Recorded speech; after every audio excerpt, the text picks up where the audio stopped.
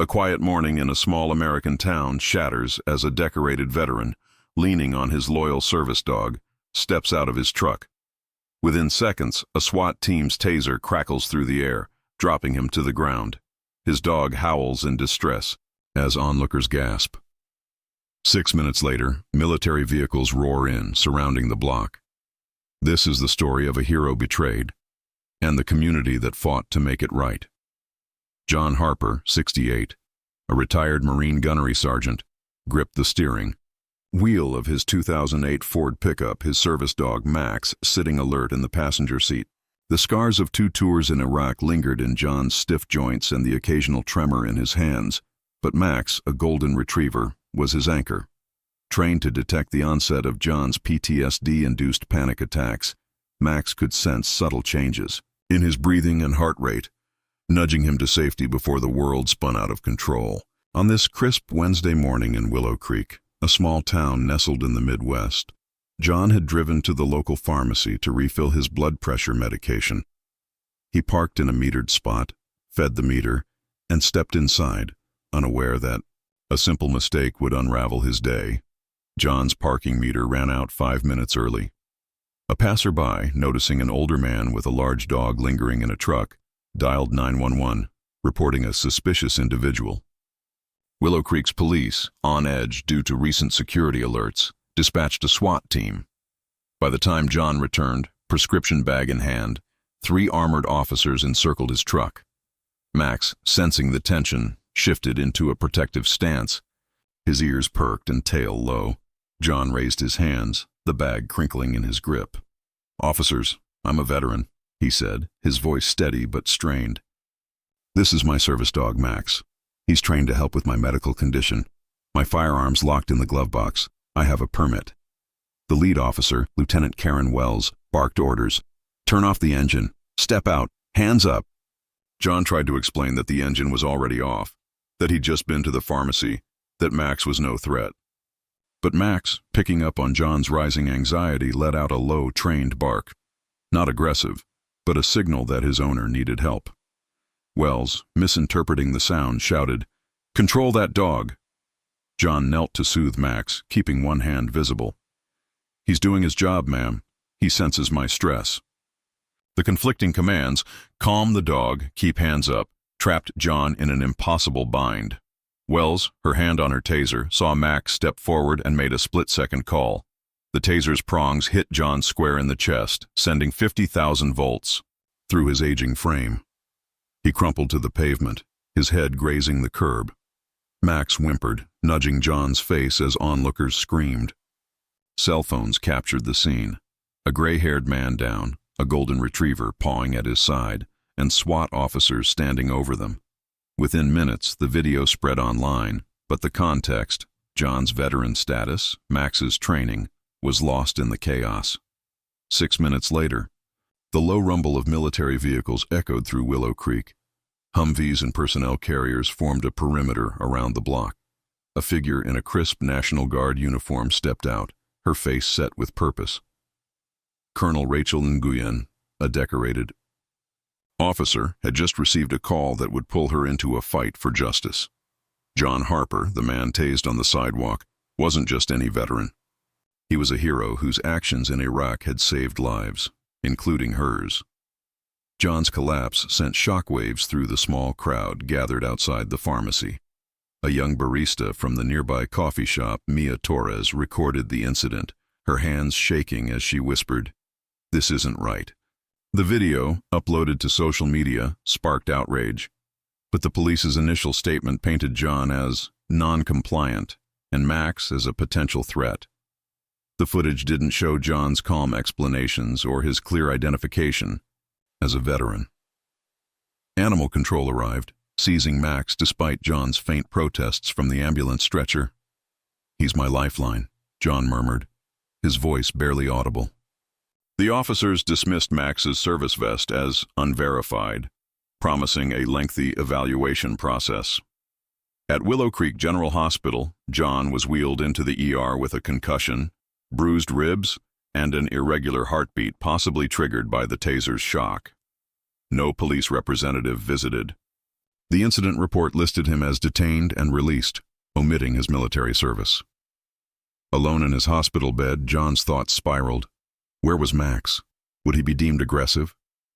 The absence of his service dog amplified his anxiety, his PTSD symptoms flaring without Max's grounding presence. Meanwhile, Mia's video gained traction online, shared by local veteran groups and concerned citizens. Among those who saw it was Nurse Emily Carter, a former Army medic working the night shift. Emily recognized John's name from stories shared during her deployment, a Marine who'd risked everything in Fallujah to save his squad. She dug into her old contacts, calling a friend in the local Veterans of Foreign Wars, VFW chapter. Within hours, the veteran community was buzzing with confirmation. John Harper had earned a Silver Star for dragging 3 wounded Marines to safety under heavy fire, taking shrapnel in his shoulder that still caused him pain. Emily's call to the VFW set off a chain reaction. Veteran organizations, social media groups, and military families spread the word. By noon, the story reached Colonel Rachel Nguyen, stationed at a nearby National Guard base. Rachel had been a young lieutenant in Iraq when John's actions saved her platoon from an ambush. The memory of his courage had stayed with her, a debt she'd never repaid. She made a decision. This wasn't just a local incident. It was personal. Rachel mobilized a convoy, not as an official National Guard operation, but as a show of solidarity. 4 Humvees and a personnel carrier rolled into Willow Creek, surrounding the hospital and the pharmacy block. Local police, caught off guard, hesitated as Rachel, in full dress uniform, stepped out. Her ribbons gleamed, signaling her authority. She marched past stunned officers and hospital staff, her focus singular: find John Harper. In the hospital, Emily briefed Rachel on John's condition, stable but deteriorating mentally without Max. Rachel's jaw clenched. A hero who'd carried wounded soldiers through a war zone was now fighting for his health in his own hometown, betrayed by those meant to protect him. She entered John's room, where he lay pale and disoriented. His eyes widened as he recognized her. "Lieutenant Nguyen," he rasped. "Colonel now," Rachel replied, saluting sharply. "Thanks to you, Gunny. You saved my platoon. I'm here to return the favor." Rachel handed John a small box containing his Silver Star, which he'd never collected after his medical discharge. "This has been waiting for you," she said, pinning it to his hospital gown. "You saved 8 lives that day. We haven't forgotten." Tears welled in John's eyes, not from pain, but from the weight of being seen after years of quiet struggle. Outside, the National Guard's presence drew news crews. Rachel stepped onto the hospital steps, her voice steady but fierce.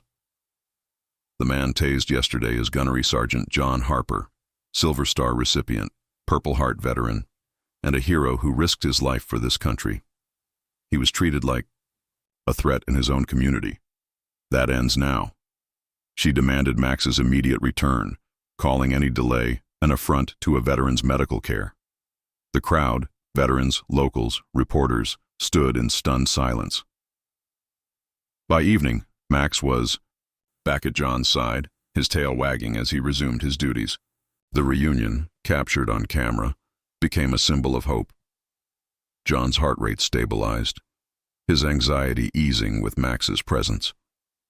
Rachel's intervention had cut through the bureaucracy, but the fight was far from over. The community needed to reckon with what had happened and why. The incident exposed raw tensions in Willow Creek. The police department faced mounting pressure as veteran groups demanded accountability.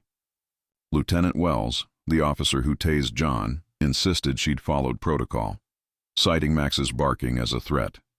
But the viral video told a different story, and public outcry grew. The mayor, sensing a PR crisis, called for an independent investigation into the SWAT team's actions. The police chief, under fire, announced mandatory training on service animals and veteran sensitivity. John's recovery gained momentum with Max's return, but the emotional toll lingered. He'd served his country, only to be felled by those meant to serve him. Emily, the nurse, became his advocate, coordinating with the VFW to ensure his story wasn't buried. She uncovered more details: John had declined a public ceremony for his Silver Star, choosing to honor his fallen comrades privately. His humility had kept him under the radar, until now. Rachel, meanwhile, worked behind the scenes, leveraging her National Guard contacts to pressure animal control. Max's evaluation was expedited, his service credentials verified within hours. The agency issued a public apology, admitting they'd mishandled the situation. New policies were drafted to prevent service dogs from being separated from veterans without clear justification. As John's story spread, it sparked a broader conversation.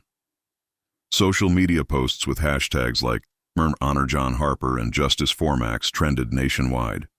Veterans shared their own stories of mistreatment, from ignored service dogs to dismissed PTSD claims. Willow Creek became a flashpoint, a small town forced to confront its treatment of those who'd served. John, still in the hospital, remained unaware of the growing movement. His focus was on Max, who lay curled at his bedside, and on the faint hope that his ordeal might mean something.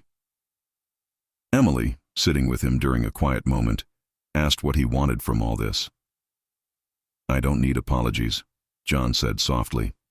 "I just want people to see veterans for who we are, not threats, not problems, but neighbors who've given enough." Rachel took John's words to heart. She proposed a community memorial at the pharmacy site, a plaque to remind Willow Creek of its veterans. The city council, eager to quell the controversy, approved it unanimously. The plaque would read, "In honor of Gunnery Sergeant John Harper and all veterans who serve in silence, may we see their sacrifice in our streets." The National Guard's arrival shifted the narrative in Willow Creek. Colonel Rachel Nguyens' public statement, broadcast on local news, put the police department on the defensive. Lieutenant Wells, now facing scrutiny, doubled down in an internal memo, claiming her actions were by the book. But the book, it seemed, hadn't accounted for a veteran with a service dog. The viral video, now viewed millions of times, showed Max's protective stance and John's collapse, fueling demands for reform. Mia Torres, the barista who'd filmed the incident, became an unexpected advocate. She posted a follow-up video, tearfully describing John's kindness, how he tipped generously at her coffee shop, always with a smile, Max at his side. Her post humanized John, countering the police's non-compliant label. Veteran groups amplified her message, organizing a rally outside the hospital. Dozens of former service members, some with their own service dogs, held signs reading, "Respect our vets," and "Max is a hero too." Emily Carter, the nurse, worked tirelessly to support John. She coordinated with the VA hospital to ensure his PTSD treatment plan was updated, incorporating Max's role as a medical necessity. She also reached out to local schools, inviting students to write letters to John, hoping to lift his spirits. The letters poured in, filled with crayon drawings of golden retrievers and heartfelt thanks. One, from a 10-year-old named Liam, read, "My dad says you're a hero. I'm sorry you got hurt. Max is the best dog ever." Rachel, meanwhile, turned her attention to systemic change. She met with the mayor and police chief, pushing for mandatory training on de-escalation and service animal recognition. "This isn't just about John," she told them. "It's about every veteran who feels invisible in their own town." The police chief, under pressure, agreed to implement the training and placed Wells on administrative leave pending the investigation. Animal control, stung by their role in Max's seizure, fast-tracked reforms. They partnered with a national service dog organization to train staff on recognizing legitimate service animals. Max's return to John became a turning point, not just for them but for the agency's protocols. The director issued a statement. "We failed Gunnery Sergeant Harper and his service dog.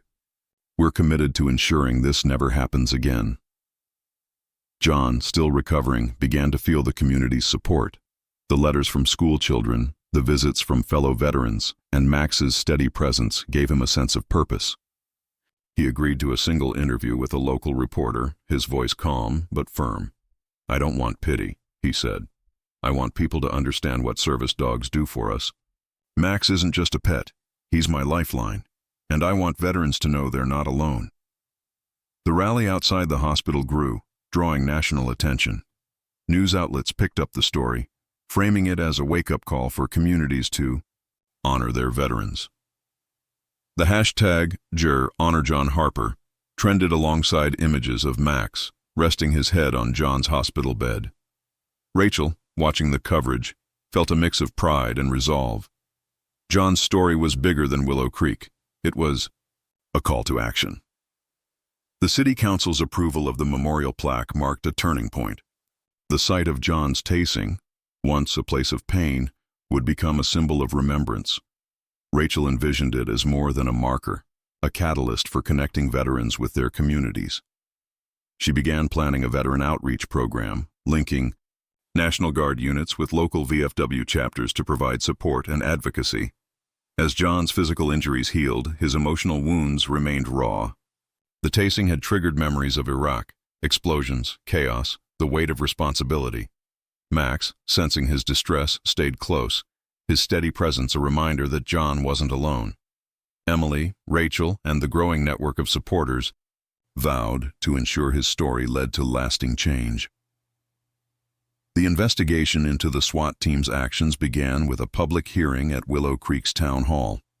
Lieutenant Wells, now on leave, faced tough questions from a panel that included a retired judge, a veteran advocate, and a service dog trainer.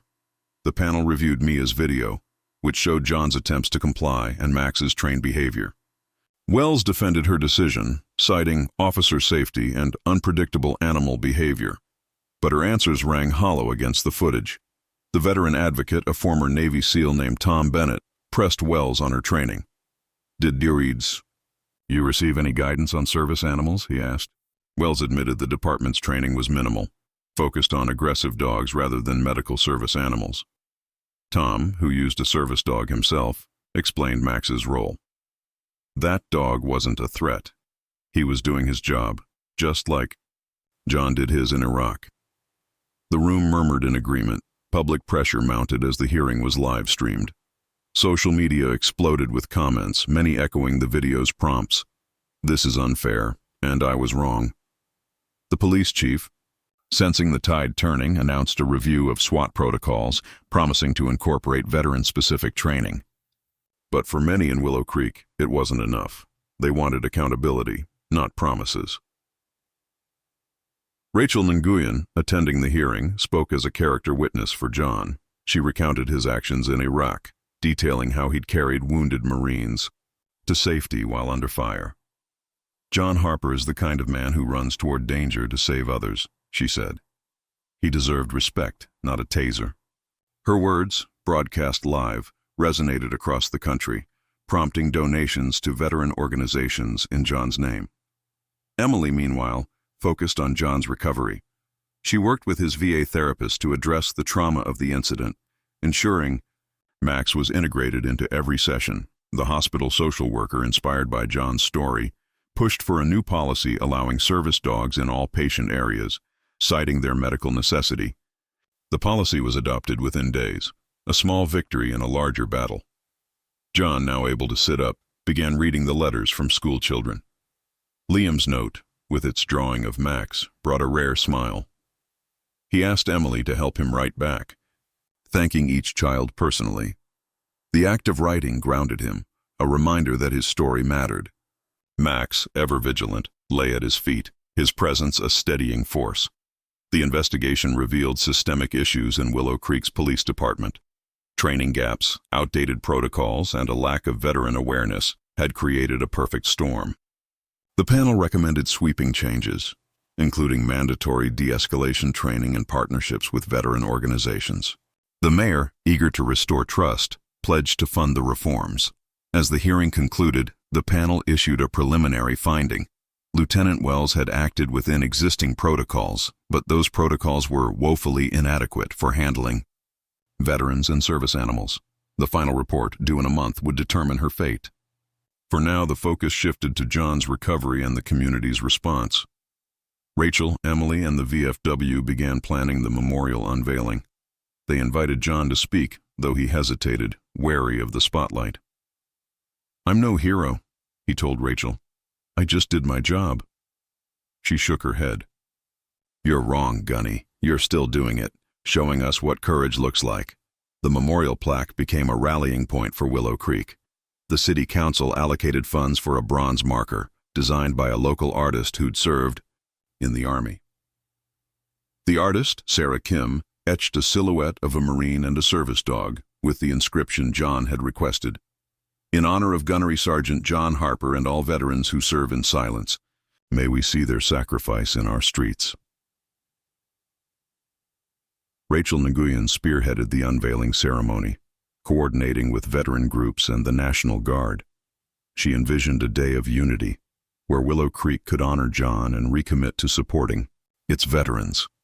The VFW secured donations for a small park around the plaque, with benches and a flagpole, creating a space for reflection.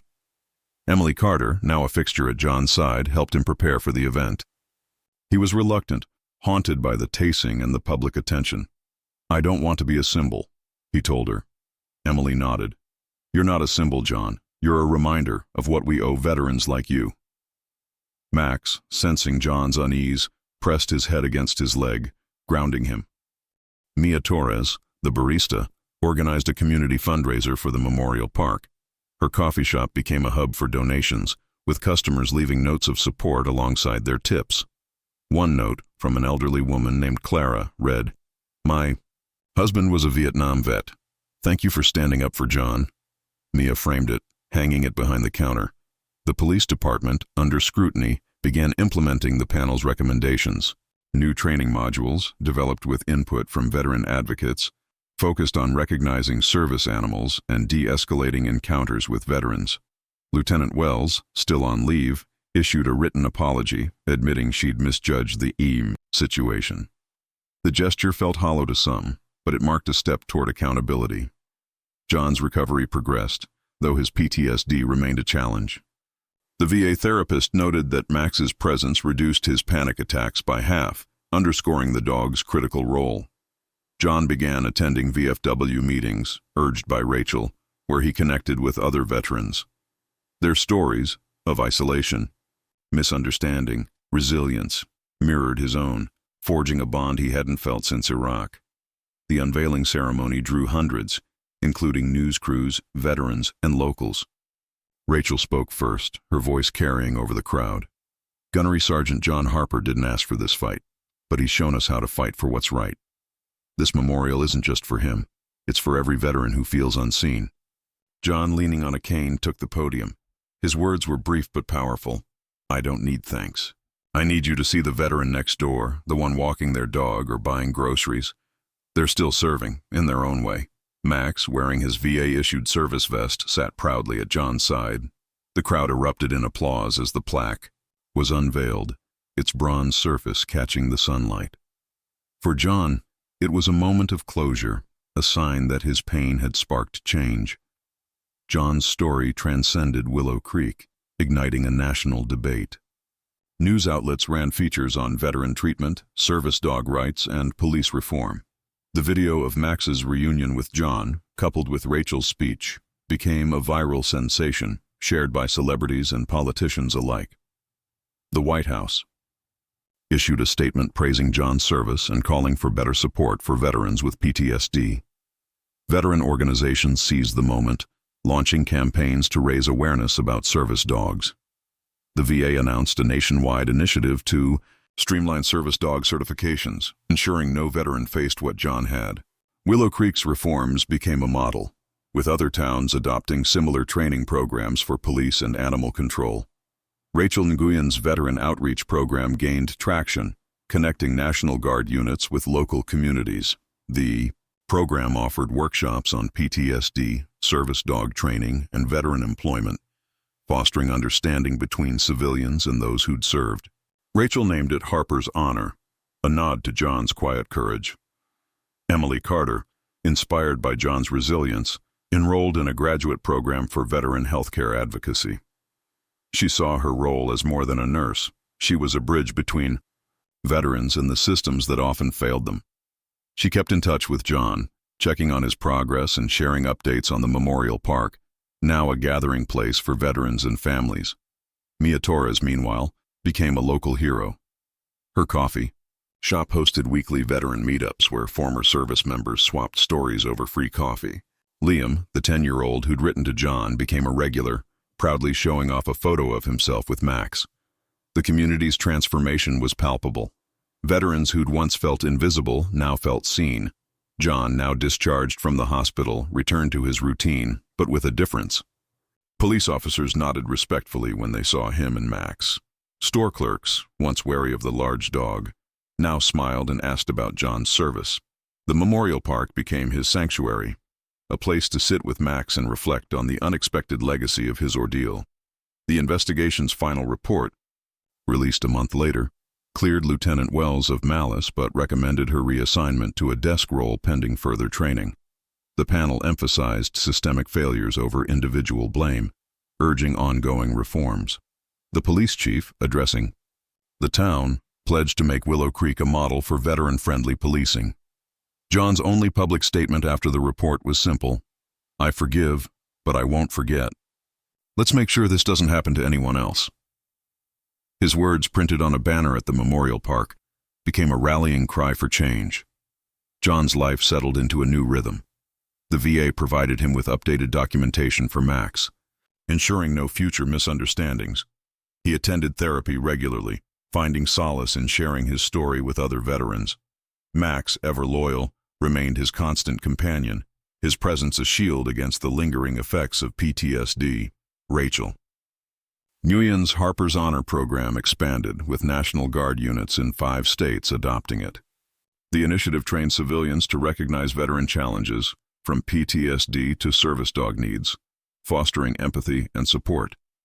Rachel invited John to speak at a program launch, but he declined, suggesting a younger veteran take the stage. "I've said my piece," he told her. "Let someone else carry the torch." Emily Carter's advocacy work gained recognition, earning her a scholarship from a veteran-focused foundation. She dedicated her studies to John, vowing to improve health care, access for veterans with service animals. She visited Willow Creek often, joining John and Max at the memorial park, where they'd watch kids play and veterans gather. Mia's coffee shop became a hub for community healing. She started a Veterans Voices Night, where service members shared stories of their experiences. John attended one, speaking briefly about Iraq and Max's role in his life. The room fell silent as he described the tasing, not with anger, but with hope that it had changed Willow Creek for the better. The memorial park flourished, its benches filled with families and veterans. The plaque, polished weekly by volunteers, stood as a testament to John's resilience and the community's awakening. School groups visited, learning about veterans' sacrifices, while Liam, now a regular, proudly told classmates about his friend John. Lieutenant Wells, reassigned to administrative duties, enrolled in the new training program. She reached out to John, offering a private apology.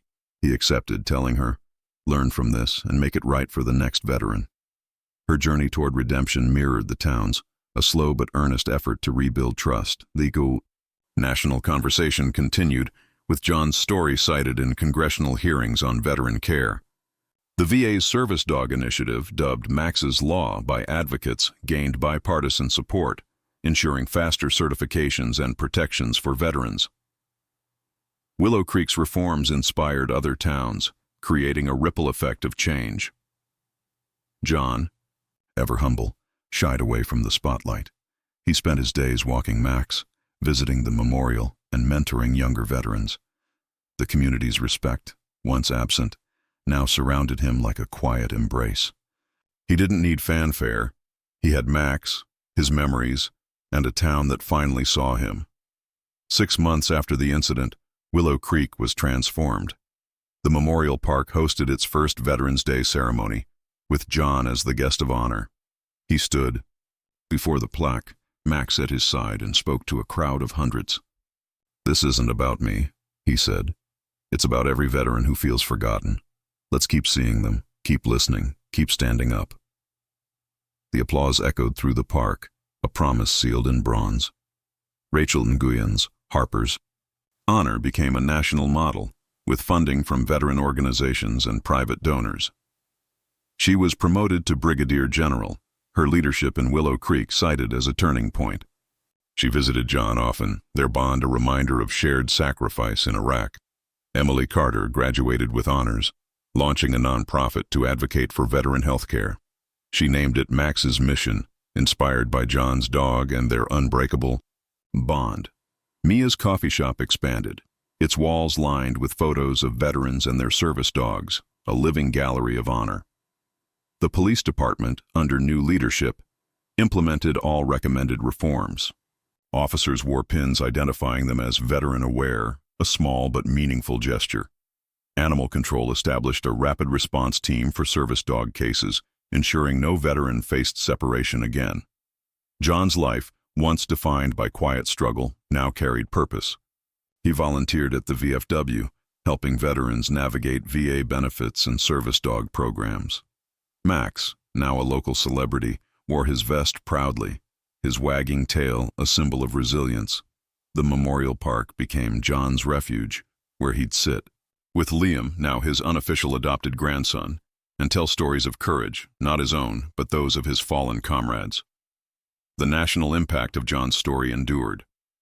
Max's law passed, mandating protections for service dogs and their veterans. Schools adopted curricula on veteran contributions, inspired by Willow Creek's transformation. The plaque, a simple bronze marker, became a pilgrimage site for veterans. Nationwide, a reminder that honor shines brightest when lifted from the shadows. As John walked Max through Willow Creek's streets, he felt a quiet pride.